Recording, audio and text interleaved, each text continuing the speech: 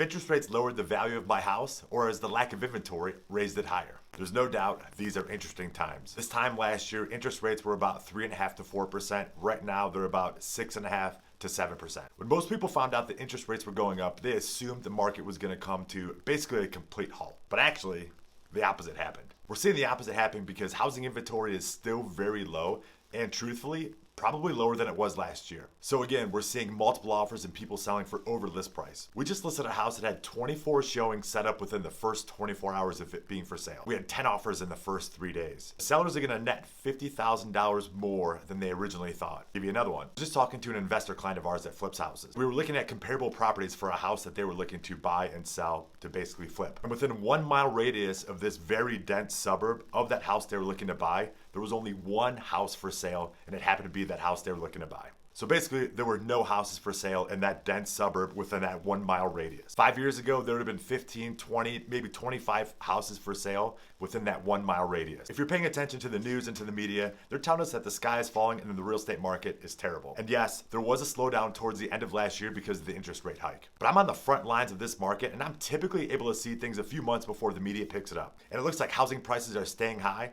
and maybe even higher than they were last year. And last year we saw all-time highs. So if you think you've missed your opportunity to sell high, you haven't. Now that you've heard me say all that, I'll go back to my opening question. Have interest rates lowered the value of my house, or has lack of inventory pushed the value higher? If you're interested in finding out your own answer to that question, or if you're just looking to find out the value of your house right now, let me know. I'm happy to put numbers together for you. It is my job. We'll talk soon.